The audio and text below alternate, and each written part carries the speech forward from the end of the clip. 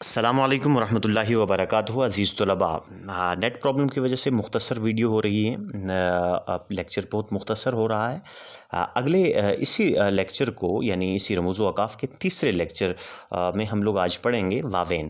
واوین عزیز طلباء یاد رکھیں کہ کسی بھی اقتباس کو نقل کرنے کے لیے یہ علامت استعمال کی جاتی ہے۔ مثلا ہمارے پاس مثال ہے کہ حضرت علی کا قول، جس نے مجھے ایک حرف پڑھایا اس نے مجھے اپنا غلام بنایا، یہ جو قول ہوگا اس کو ہم واوین میں لکھیں گے۔ اس کے بعد دوسری مثال ہمارے پاس ہے کہ اقیم الصلاۃ، نماز قائم کرو، ارشاد باری تعالیٰ ہے، ارشاد باری تعالیٰ ہے نماز قائم کرو۔ جو نماز قائم کرو والا جملہ ہوگا اس کو ہم واوین میں لکھیں گے کیونکہ یہ اللہ تعالیٰ کا ارشاد ہے۔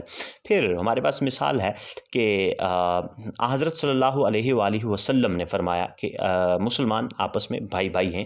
اب فرمایا کے بعد ہم جو مسلمان آپس میں بھائی بھائی ہیں کا جملہ لکھیں گے تو اس کو ہم واوین میں لکھیں گے کیونکہ یہ قول ہے۔ اس کے بعد ہمارے پاس نمبر 7 پہ جو علامت وقف آتی ہے وہ ہے فجائیہ۔ فجائیہ یاد رکھیں کہ احساس و جذبات کا اظہار کرنے کے لیے علامت فجائیہ کا استعمال ہوتا ہے۔ علامت فجائیہ اور ندائیہ سیم ہیں، مختصر سا ڈفرینس ہے ان میں۔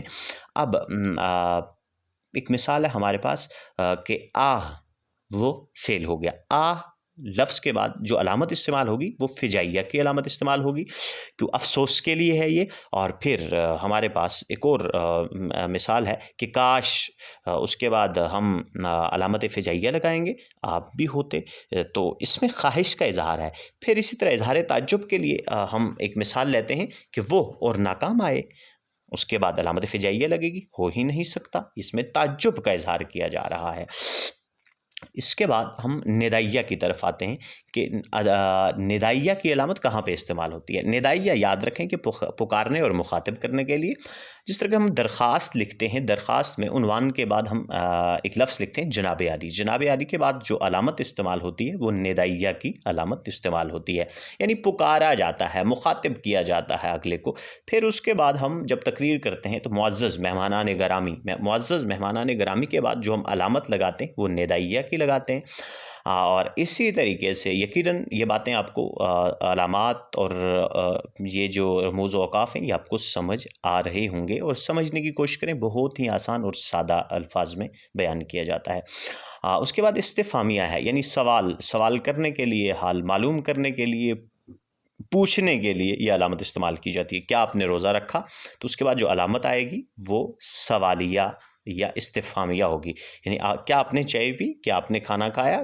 آپ کیوں گئے تھے بازار؟ تو اس طرح کے جتنے بھی سوال ہیں جن میں کوئی سوال پوچھا جا رہا ہو تو وہ استفہامیہ، یعنی ان میں جتنے بھی علامات استعمال ہوں گی وہ استفہامیہ ہوں گی۔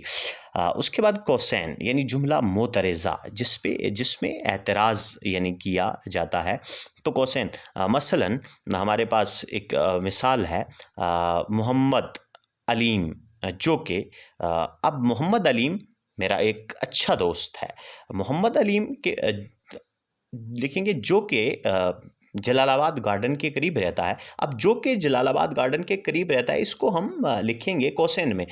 تو یہ جو لفظ، یہ جو جملہ ہوگا درمیان میں کوسین میں، یہ ہم یعنی جملہ معترضہ، یعنی اس کی ضرورت بیسک ہے نہیں، تو یہ اضافی جو مواد ہوتا ہے اس کو ہم کوسین میں لکھتے ہیں۔ اب محمد کلیم عظیم رحیم میرا اچھا دوست ہے، اب میرا اچھا دوست ہے، بات تو سمجھ آ گئی۔ اب اس کو ہم نے جو جملہ ہم نے کہا کہ وہ جو کہ جلال آباد گارڈن کے قریب رہتا ہے، جلال آباد گارڈن میں رہتا ہے، تو ہم نے ان بریکٹ جو لکھا یہ ایک ایکسٹرا مواد تھا۔ ایکسٹرا مواد کو لکھنے کے لیے ہم کوسین کی علامت کا استعمال کرتے ہیں۔ علامت حذف یاد رکھیں، جملے کو مختصر کرنے کے لیے علامت حذف کا استعمال کیا جاتا ہے، یعنی تم باز آ جاؤ ورنہ، آگے ڈاٹ ڈال دیے، علامت آپ کے اسکرین کے اوپر آپ کو یقیناً نظر آ رہی ہوگی، اور اس کے بعد والدین کی خدمت کرنے سے آگے ڈاٹ ڈال دیے، یعنی مختصر کر دی ہم نے علامت۔ اب علامت حاشیہ، علامت حاشیہ کسی لفظ کی تشریح کے لیے یہ حاشیہ میں لکھی جانے والی عبارت کے لیے استعمال کی جاتی ہے۔ مثلا ہمارے پاس عمر ثانی، علامت حاشیہ ہم لگا دیتے ہیں، رحم دل، خدا ترس اور فرض شناس تھے۔ اب عمر ثانی سے مراد عمر بن عبد العزیز۔